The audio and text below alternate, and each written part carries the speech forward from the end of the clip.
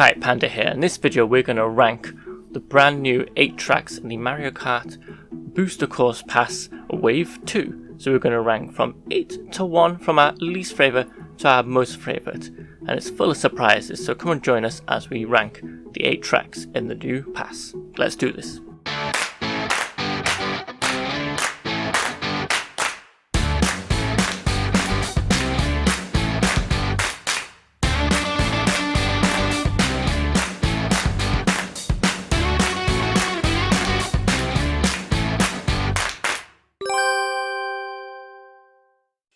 At number 8 is the Mario Circuit 3 from the SNES game. Now, the reason I put this so low, I'm really not keen on this aesthetic. I wasn't keen on it when in the SNES version, and the SNES game is probably my least favourite of the Mario Kart games. I just feel like in the world of 2D games, trying to be a racing game was tricky, and it did its good job, but it's just not aged as well, and I feel like the same with this course. It's very flat. They didn't do anything particular here. Other SNES courses, they've kind of done some ramps and altered it a bit more, but this seems a bit basic, and I find the environment around really simple. Like, they didn't put much detail in.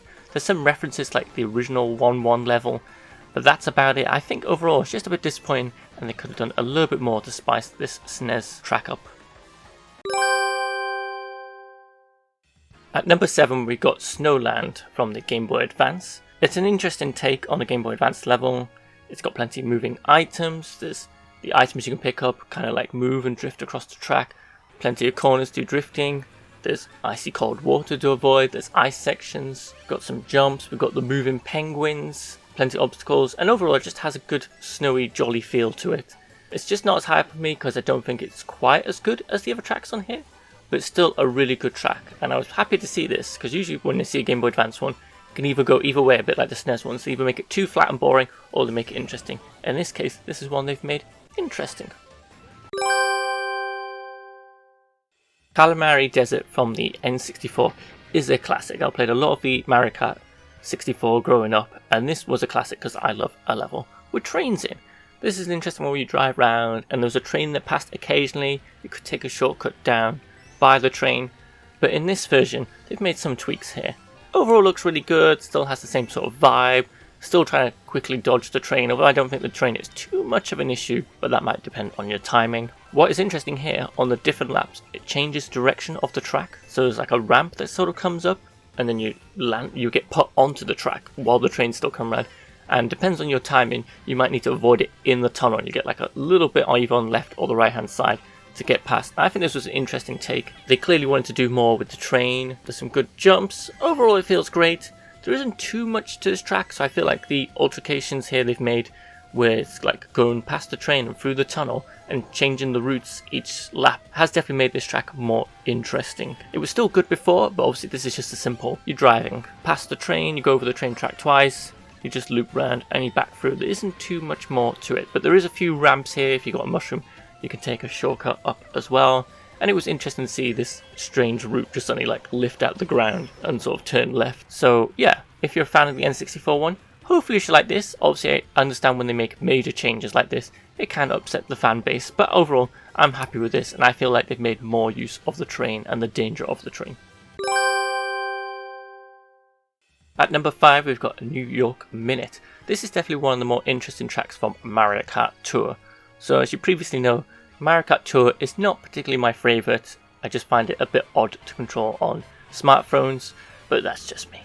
So on to New York Minute. So it's nice to see this get onto the big screen. It's got plenty of different routes. The fact you see lots of various locations of New York, including Central Park, and the fact that the routes change each time really does add a different vibe. So you have to keep on your toes though, because if you get the first lap in your head, you might come to the second lap going, wait a minute, I turned left last time. So just be aware of that. But I think aesthetically looks really cool. It's kind of cool to see New York City with the Mario themed stuff in. Also, I like that there is a route that you can take, a secret route where you can take with some gliding and landing on a bus. So that's a nice hidden extra in there. And there's probably even some more hidden extras in some of these levels. But overall, this is a nice looking one. Got various ramps, corners, turns. There's a few cars, nothing moving. But overall, this is a good tour track. And it's nice to see on the big screen. So I'm quite pleased how this one's turned out. At number 4 we've got Sydney Tour from Mario Kart Tour. This is another tour level that's surprisingly converted really well and looks really good on the big screen. There's some interesting locations. Obviously we've got the Sydney Opera House, which is really cool, and I love how they integrate it here. One lap you go through it in one direction and you jump and go across the bay, and on another lap you go across the bay and you land straight through the Sydney Opera House. Now the only thing I don't like on this track are the character models in Sydney Opera House are awful, but overall the rest of everything looks great. I like driving around Sydney. It's nice and sunny, it's got some interesting locations, plenty of fairgrounds and other things going on in the environment, so the environment details are really good. So yeah, this track has got a nice flow to it, got some gliding sections in. At least it's got a mixture of stuff here, and I feel like as a tour level to reach so high as well, I was really quite impressed of how well it got to me. I was like, yeah, Mario Kart Tour tracks can be good, and I do like the alternative routes each time. Yeah, I love a track where it's the same lap each time so you can get used to it, but I feel like they've done a good job here of making the laps interesting each time. At number 3 is Mushroom Gorge from the Wii. Now this is one of my favourite tracks anyway from the Wii. I just love this liveliness to this track. The fact that you've got routes where there's like an alternative route where you can jump off the mushrooms. You're like, oh, this is cool, bounce off 2 mushrooms, only to be greeted by this huge cave with 2 routes with mushrooms. And in this one you can either go the low route right or the high route left. But what's even special this time on this version of Mushroom Gorge is that when you go the high route, there's an option to jump on one of the mushrooms that makes you glide to the end where you come out of the cave. It's still got the Goombas you avoid. Overall this is just a nice lively feeling level. This is personally one of my favourites from the Wii anyway. So in my mind, when I was like tracks I want to see come in this booster pack series, I was really glad this one got chosen. So overall just a great Wii level. Now you can play it on Mario Kart 8 Deluxe. So that is brilliant news, and I hope to see more Wii tracks make it.